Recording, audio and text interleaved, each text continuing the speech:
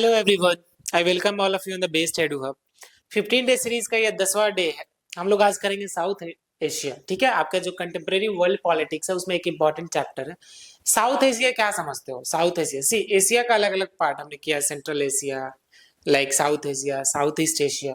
तो ये सब चीजों के बारे में अवेयर हो कि नहीं, एटलीस्ट ये बताओ। अवेयर? चलो, साउथ एशिया का थोड़ा सा इंट्रोडक्शन हम लोग देख लेते हैं कि साउथ एशिया में कंट्री कौन कौन। एक तो इंडिया जो है बिग ब्रदर का रोल प्ले करता है यहाँ पे। Just a second.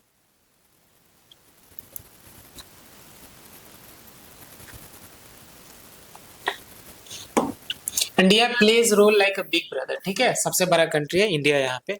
Pakistan yes, Bangladesh yes, Sri Lanka yes, Nepal, Bhutan, Maldives.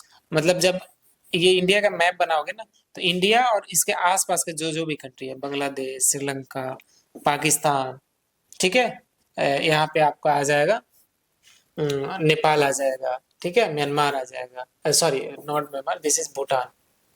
तो ये सब साउथ एशिया के पार्ट है। साउथ एशिया वर्ल्ड का 1/5 ऑफ द वर्ल्ड पॉपुलेशन है। मतलब पूरे वर्ल्ड में जितने लोग हैं उसका 1/5 लोग साउथ एशिया में रहते हैं।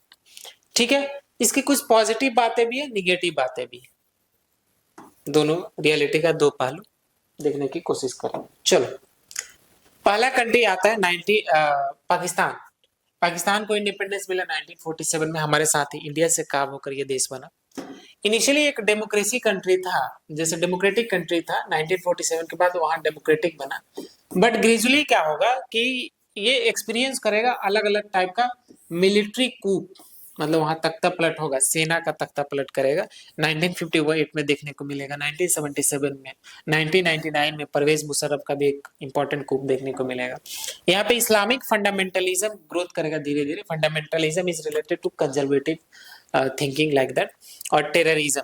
तो ये कुछ प्रॉब्लम है जो जिसका इम्पैक्ट इंडिया पर भी देखने को मिलता है। इसके इसके रिगार्डिंग और भी जो इन्फॉर्मेशन है, इंडिया का रिलेशन, जैसे बीच बीच में कौन सा वार है, हमने पिछले चैप्टर में बहुत डिटेल में किया पाकिस्तान में। तो यहाँ जो एक्स्ट्रा और क्या एड ऑन कर सकते हैं मैंने वही किया। हालांकि पाकिस्तान इस चैप्टर में पाकिस्तान के रिगार्डिंग और भी चीजें पढ़नी है। हमने पास्ट डे 9 के वीडियोस तक अच्छा खासा रेफरेंस ले लिया है। तो जो बच्चे न्यू है जाकर जरूर देख लेना, ठीक है। बिकॉज उसका ये सिर्फ ये वीडियो देखने से काम नहीं चलेगा, उसके पहले वाले वीडियो देखना पड़ेगा। हर एक वीडियो में मैं क्या बोलता हूँ कि एक चैप्टर को मैं लिंक करके पढ़ाऊंगा, बट ये वीडियो पहले का वीडियो देखोगे तब उसका ज्यादा ओरिजिनल इंफॉर्मेशन मिल पाएगा। चलो नेक्स्ट आते हैं हम लोग। नेक्स्ट हमारा कंट्री है बांग्लादेश।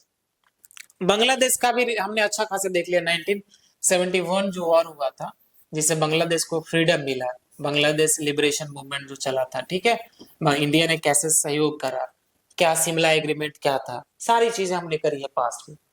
ठीक है, बांग्लादेश में फिर कैसे इनफैक्ट सिविल वॉर होता है, अभी भी बांग्लादेश में जो टर्मोइल है, थोड़ा थोड़ा हमने रेफरेंस लिया है।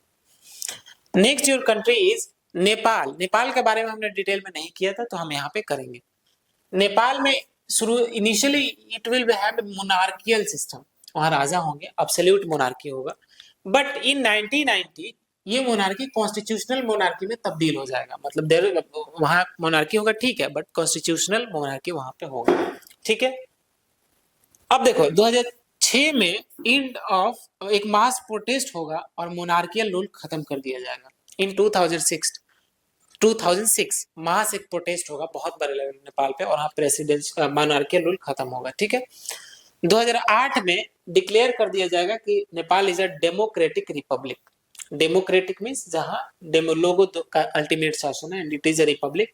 मतलब जो हेड ऑफ द गवर्नमेंट होगा, जो प्रेसिडेंट होगा, प्राइम मिनिस्टर होगा, वो इलेक्टेड होगा, उसको बोलते हैं रिपब्लिक। जैसे इंडिया इज अ रिपब्लिक। इन 2015 नेपाल का एक अपना कॉन्स्टिट्यूशन एस्टेब्लिश किया जाएगा, एडॉप्ट किया जाएगा। ठीक है, और जो पॉलिटिकल स्टेबिलिटी है वहां की, वो अभी भी प्रोग्रेस में है। तो नेपाल से रिलेटेड इतना इंफॉर्मेशन इज सफिशिएंट। नेक्स्ट हम लोग देखते हैं, नेक्स्ट इज श्रीलंका। श्रीलंका के बारे में थोड़ा सा हमने रेफरेंस लिया था, तो देख लेते हैं इसमें भी। चलो, इसको इंडिपेंडेंस कब मिली श्रीलंका को? 1948 में, एक साल बाद हमारे इंडिपेंडेंस के। ठीक है, जो एथनिक कन्फ्लिक्ट मेजरली देखने को मिलता है श्रीलंका में, वो मिलता है, ध्यान से सुनना। श्रीलंका में दो टाइप के लैंग्वेज बोलने वाले लोग हैं। एक है सिन्हलीस जो मेजोरिटी में है, और दूसरा है तमिल, ठीक है, जो माइनॉरिटी में है। तो जहां भी मेजोरिटी और माइनॉरिटी में राइवलरी होता है, तो माइनॉरिटी बहुत एक्सप्लॉइटेड होता है। इनफैक्ट माइनॉरिटी जो तमिल पीपल है, ठीक है, तमिल पीपल है, ये एलटीटी बनाएंगे, liberation of tiger Tamil and Eelam, ठीक है, of Eelam, liberation of tiger Tamils and Eelam, ऐसे कुछ करके ग्रुप है। तो इस ग्रुप का फॉर्मेशन किया जाएगा। और अच्छा ये बताना, कमेंट में जरूर बताना राजीव गांधी से क्या रिलेशन है। मैंने पास्ट के, जिन्होंने पास्ट में लेक्चर देखा जरूर वो कमेंट में बताएंगे, ठीक है। ये क्या करेंगे, ये लोग डिमांड करेंगे सेपरेट तमिल स्टेट का, जो तमिल स्पीकिंग एरियाज है, जहाँ पे तमिल लोग बोलने वाले सबसे ज्यादा लोग हैं, वहां एक बोलेंगे कि मुझे सेपरेट स्टेट बना दिया जाए, सेपरेट श्रीलंका से तोड़कर, ठीक है। सिविल वॉर चलता रहेगा 2009 तक। 2009 के बाद थोड़ा सा सिचुएशन प्रोग्रेस में आएगा। अब अभी के इस कॉन्टेक्स्ट में आप लोगों के लिए क्या इंपॉर्टेंट हो जाता है, हालांकि that is the part of current affairs. अभी बहुत बड़ा इकोनॉमिक क्राइसिस आया था श्रीलंका में रिसेंटली, 1-2 साल पहले की बात है। हालांकि इकोनॉमिक क्राइसिस अब धीरे धीरे उभर रहा है और एक नया प्रेसिडेंट भी वहां के बन गए। इनफैक्ट वो रिसेंटली इंडिया को विजिट भी किए थे। वो नेता टाइप के नहीं लग रहे थे, लग रहे थे कोई ऑफिसर है। देखना जाकर श्रीलंका के न्यू प्रेसिडेंट का फोटो, ठीक है, यूट्यूब पे सर्च करना। तो वहां जो सिविल वॉर चला 1980s के एरा से स्टार्ट होकर 2009 तक सिविल वॉर चलता रहा। रिसेंटली अभी इकोनॉमिक क्राइसिस आया था, हालांकि अभी सिचुएशन थोड़ा सा स्टेबल है वहां पे, ठीक है। नेक्स्ट कंट्री है साउथ एशिया का, एंड दैट इज भूटान, है ना, जो ये वाला एरिया है सिक्किम के बगल वाला, ठीक है, दैट इज भूटान। इनिशियली वहां भी एब्सोल्यूट मोनार्की होगा, बट 2008 में एक कॉन्स्टिट्यूशनल मोनार्की में तब्दील हो जाएगा। इनिशियली वहां पे एब्सोल्यूट मोनार्की है, बट 2008 में भूटान में कॉन्स्टिट्यूशनल मोनार्की में वो सिस्टम तब्दील हो जाएगा। Peacefully, see this is the beauty कि कोई मूवमेंट नहीं हुआ, पीसफुली वो कंट्री डेमोक्रेसी के अंदर चला गया। किसके रेन के दौरान? In the reign of king Jigme Singye Wangchuck. नाम याद हो जाएगा, इतना तो याद नहीं रहेगा, वांगचुक याद रखना। तो वांगचुक के रेन के दौरान पीसफुल ट्रांजिशन हो गया मोनार्की टू डेमोक्रेसी, ठीक है। और जो भूटान है ना, उसका गवर्नेंस सिस्टम पर्सनली मुझे बहुत पसंद है। The beauty of Bhutan is कि that is the blend of tradition as well as modern governance, ठीक है। एक रिपोर्ट आता है वर्ल्ड हैप्पीनेस इंडेक्स, तो जरा बताना है कि उसका भूटान के साथ क्या रिलेशन। अगर बता दिए तो बेस्ट का टी शर्ट एक मेरे तरफ से, ठीक है, मुझे पता चलेगा कि, और पक्का तुमको सीयूईटी की कसम है, डोंट ये गूगल नहीं करना है। वर्ल्ड हैप्पीनेस इंडेक्स का भूटान के साथ क्या रिलेशन है जरा बताना, मैं समझ जाऊंगा कितनी प्रिपरेशन है तुम्हारी। चलो नेक्स्ट कंट्रीज मालदीव। सी जो अरबियन सी है ना, उसमें एक हमारा सी है, एक ग्रुप ऑफ आइलैंड है, ठीक है, उसके नीचे है मालदीव। यहाँ पे जो ग्रुप ऑफ आइलैंड है, यहाँ बताना क्या नाम है ग्रुप ऑफ, यहाँ अंडमान एंड निकोबार है, और यहाँ पे कौन से ग्रुप ऑफ आइलैंड है जिस पर इंडिया का हिस्सा है, ये कॉमन में बताना है। ये जो मालदीव है उसके नीचे, इसके बीच से एक लाइन गुजरता है, ठीक है। इसका जो साउथ जो हमारा इंडिया वाला हिस्सा है, उसके साउथ के आइलैंड को हम लोग मिनिकॉय आइलैंड भी बोलते हैं। बट जो ये मालदीव वाला रीजन है, ये एक इंडिपेंडेंट कंट्री है। देखते हैं मालदीव से, traditionally under autocratic rule, yes, ये भी एक ऑटोक्रेटिक रूल के अंदर था, डिक्टेटरशिप टाइप का नेचर था। बट यहाँ भी डेमोक्रेटिक ट्रांजिशन हुआ इन 2010, डेमोक्रेटिक ट्रांजिशन हुआ।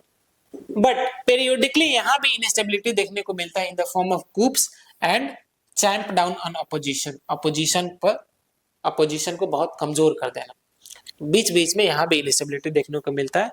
इंडिया का रिलेशन कैसा है मालदीव के साथ? ओवरऑल अच्छा, एक होता है ना खट्टा मीठा वाला, वैसा रिलेशन है। अभी रिसेंटली मालदीव के साथ थोड़ा सा कंट्रोवर्सी हुआ था, हालांकि सिचुएशन स्टेबलाइज हो गया, बट ओवरऑल ऐसे कर्विलिनियर है, कभी ऊपर कभी नीचे, कभी ऊपर कभी नीचे। Overall is a good relationship with Maldives. हालांकि ये स्ट्रेटेजिकली बिल्कुल इंपॉर्टेंट है, बिकॉज इंडिया के नजदीक है। तो अगर ऐसा कंट्री जो इंडिया के साथ अच्छा रिलेशन नहीं है, वो अच्छा बोलेगा कि मालदीव के साथ अच्छा रिलेशन। दैट्स व्हाई अभी जो रिसेंट कंट्रोवर्सी हुआ था ना, चाइना क्या करेगा, मालदीव को उकसाएगा और मालदीव ये देगा। इनफैक्ट वहां का जो मोइजू, वहां का जो हेड ऑफ द गवर्नमेंट चुनकर आया था, Muizzu will give like India के अगेंस्ट इंडिया भाषण देकर ही वो चुनाव जीतेंगे, मतलब अगेंस्ट इंडिया बात करेंगे, प्रो चाइना बात करेंगे, ठीक है। चलो SAARC is very important, South Asian Association for Regional Cooperation, South Asian Association for Regional Cooperation, ऐसे याद रखो। साउथ एशियन कंट्रीज का ये कॉपरेशन, ये है साउथ एशियन कंट्रीज का ये ग्रुपिंग है, ध्यान से सुनना। इसका फॉर्मेशन होता है 1985 में। 1985 में on the initiative of Bangladesh. Bangladesh चाहेगा कि एक ऐसा ग्रुपिंग बनाया जाए जो साउथ एशियन कंट्रीज के बीच हो, तो इसलिए इसका जो ये है ना हेड क्वार्टर है, सार्क का हेड क्वार्टर ये ढाका में ही, ठीक है। इसके मेंबर्स कंट्री कौन कौन से हैं? Bangladesh obviously, Bhutan, India, Maldives, Nepal, Pakistan, Sri Lanka. तो these are the members of the SAARC, South Asian Association for Regional Cooperation. Afghanistan भी इसको ज्वाइन करेगा इन 2007 में अफगानिस्तान जो इसको ज्वाइन कर लेगा, मतलब Afghanistan is the member of SAARC, ठीक है। इसका ऑब्जेक्टिव क्या है? इसका ऑब्जेक्टिव है कि जो साउथ एशियन कंट्रीज हैं, साउथ एशियन कंट्रीज हैं उनमें जितना हो सके अलग अलग टॉपिक्स पे कोऑपरेशन किया जाए, लाइक डिफेंस में कोऑपरेशन किया जाए, कल्चर में कोऑपरेशन किया जाए, इकोनॉमी में कोऑपरेशन किया जाए, टेक्नोलॉजी में कोऑपरेशन किया जाए। तो these are the objective of SAARC, ठीक है। तो सार्क का एक अचीवमेंट भी है, आई थिंक बहुत बड़ा अचीवमेंट है, इसको बोलते हैं south Asian free trade agreement. South Asian free trade agreement 2006 में साफ्टा आएगा सार्क नेशन के बीच में, मतलब जो सार्क के मेंबर है उनके बीच में फ्री ट्रेड एग्रीमेंट होगा। फ्री ट्रेड का मतलब क्या है कि जब नॉर्मली क्या होता है कि एक देश से दूसरे देश में जब ट्रेड होता है तो आपको टैरिफ देना पड़ता है, टैक्स देना पड़ता है। जब फ्री ट्रेड एग्रीमेंट आप साइन कर लेते हो तो एक देश से दूसरे देश में जब ट्रेड करोगे तो आपको टैक्स नहीं देना पड़ता है, फिर बिल्कुल मिनिमम टैक्स देना पड़ता है। तो SAFTA is achievement of SAARC. SAFTA क्या? South Asian free trade agreement. Free trade agreement है बिटवीन साउथ एशियन कंट्रीज और ये 2006 में हुआ था, ठीक है।